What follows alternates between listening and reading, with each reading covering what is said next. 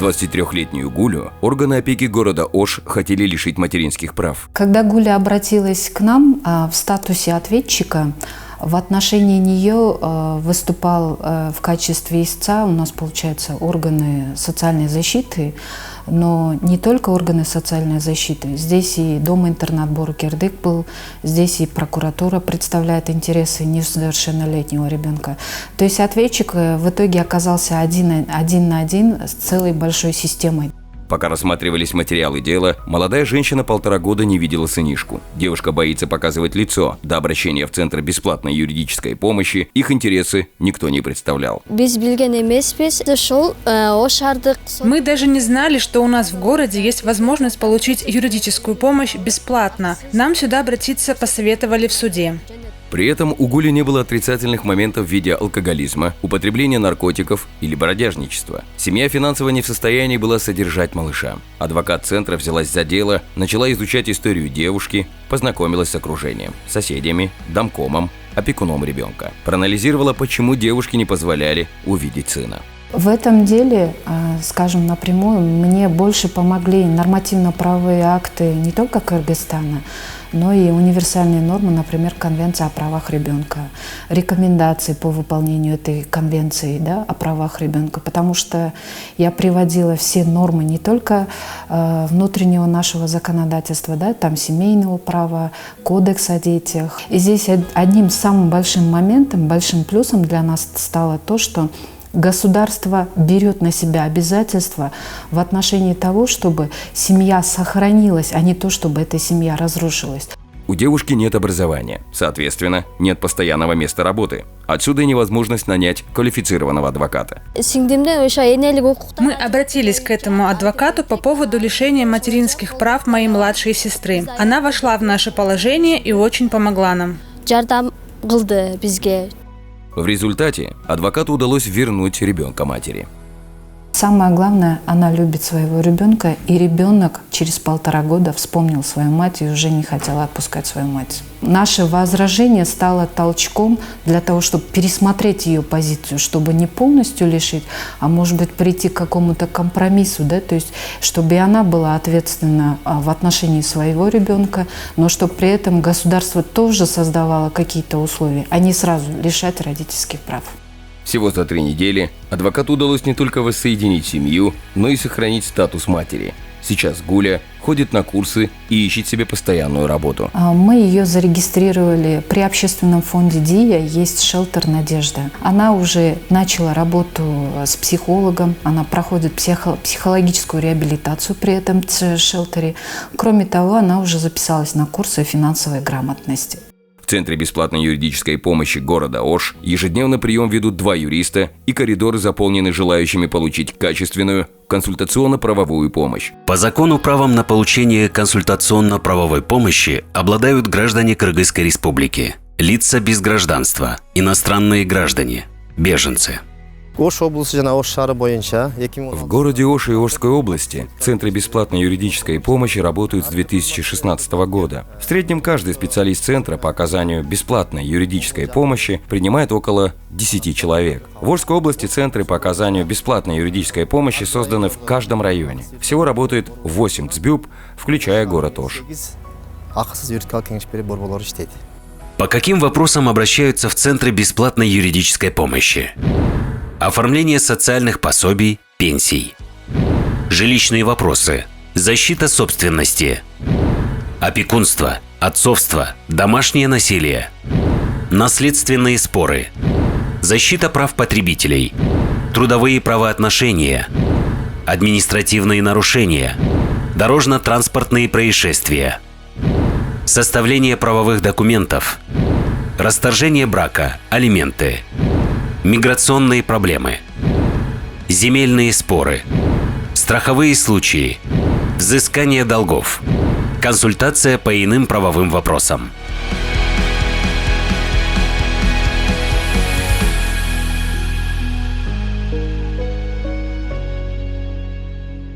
Я борюсь за землю, потому что это жизнь. Земля – это жизнь, это наш хлеб. Хлеб моих детей, хлеб моих внуков. Вот. Поэтому я это так все не могу оставить. не будет этой земли, и на что мы должны будем жить, это неизвестно. Калбибу Эже – борец, каких мало. В течение 20 лет она пытается восстановить справедливость и вернуть себе 1,5 гектара пахотной земли, которую захватили местные власти и незаконным образом разделили на 3 части. Часть земельного участка отошла соседу, граничит, который земли у них сельхозназначения. С другой стороны захоронение, и по центру проведена дорога. В итоге 1 гектар 62 сотки она не могла использовать по назначению. С 1998 года было это нарушение, самоуправные действия местного самоуправления, которые взяли у меня 1,5 с лишним гектара земельной доли. Я по сегодняшний день пытаюсь восстановить мои нарушенные конституционные права. Мы требовали, равнозначный земельный участок предоставить. У нас такие же просьбы были. Либо же компенсировать в денежном выражении. Официально заявления были поданы, но они тоже до сих пор не рассматриваются. За 21 год в Айлук-Мету сменились 4 главы, ни один из которых не соизволил исполнить решение суда по восстановлению прав пенсионерки. Я прошла районный, где-то 10 с лишних судов было. Доходили и до Верховного. Вот сейчас последнее дело будет рассматриваться в Верховном суде. Полине Гагаюб я ей уже подсказала. Из прошлого года я ее дело продолжаю вести именно от государства, как государственный адвокат. Как адвокат, как юрист, я считаю, все-таки здесь уже явно видно нарушение ее прав. Суд принял решение в пользу пенсионерки, но выполнять судебное решение почему-то не спешит. В августе Калбибу Эже вновь начнет ездить в суд, на этот раз в Верховный, потому что когда на кону стоит благополучие детей и внуков, женщину мало что может остановить. Когда вот это дело началось, мне было 52 года. Сейчас мне 74. Я также буду продолжать добиваться восстановления прав моих, чтобы моей частной собственностью также пользовались мои дети. Здесь отстаивают права малообеспеченных и многодетных семей, инвалидов и пенсионеров, детей и женщин. Одним словом, помогают уязвимым слоям населения. Первый центр бесплатной юридической помощи был открыт в 2015 году в городе Токмок при поддержке проекта ПРООН по расширению доступа к правосудию. Следующая точка на карте в Московском районе Чуйской области. Третий центр в городе Бишкек. На сегодня в рамках проекта создано 17 центров бесплатной юридической помощи. Также идею создания центров бесплатной юридической помощи поддержали другие доноры – Фонд Сорос Кыргызстан, Евросоюз, ЮСАИД. В настоящее время по республике функционирует 31 такой центр. На тот момент центры открывались при нотариальных конторах Министерства юстиции с той целью, что если вдруг адвокату придется удалиться для участия в процессах, чтобы государственный нотариус мог оказывать также первичную правовую помощь обращающимся гражданам, и чтобы двери центра были всегда открыты. При поддержке доноров, при поддержке нашей организации из фонда Сорос были разработаны стандарты по предоставлению правовой помощи. Поэтому, если даже человек не оплачивает услугу адвоката, за эту услугу ему оплачивает государство. Поэтому в любом случае это она бесплатна для населения, но не бесплатна для государства. В настоящее время по республике функционирует 31 центр бесплатной юридической помощи. Как время показывает, что все-таки этот институт заработал. Система бесплатной юридической помощи в нашей стране сдвинулась с мертвой точки. И на сегодняшний день это показывает и статистика, и те результаты, которые были достигнуты за небольшой период, о том, что граждане нуждаются в этой помощи, граждане уже начали обращаться. Каждым годом у нас увеличивается количество обращений. Статистика центров по оказанию бесплатной юридической помощи показывает, как из года в год растет доверие населения.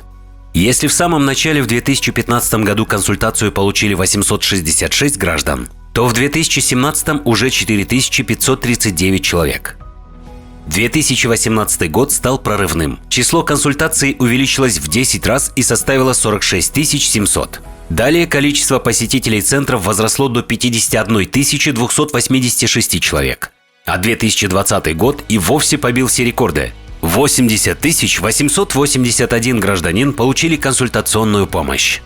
В работе центров бесплатной юридической помощи 3 важных аспекта. Первый – создание условий для юристов-консультантов и постоянное повышение профессиональных навыков. Второе – умение правильно проводить консультацию. И, что не менее важно, правовое просвещение граждан. Как раз таки вот именно оказание первичной так называемой юридической помощи на стадии консультирования, она предполагает снятие, так скажем, нагрузки от необоснованных жалоб, например, в суды, в другие государственные органы. Это раз. И второй очень важный – это вопрос касательно экономии бюджетных средств, поскольку на первичной стадии, вот у нас опыт показывает, что именно на первичной стадии около 60% правовых вопросов разрешается, и тем самым люди удовлетворенно уходят, получив консультацию. По новому закону ЦБЮП, которые предлагается переименовать в бюро, будут подчиняться ЦК ГГЮП, то есть Центру по координации гарантированной государством юридической помощи. Согласно нового закона предусматривается выделение бюджета для первичной правовой помощи. То есть адвокаты, работающие в этих центрах, будут получать заработную плату за свои услуги. Таким образом, я надеюсь, что и качество предоставляемой помощи улучшится, и в целом количество обращающихся также увеличится.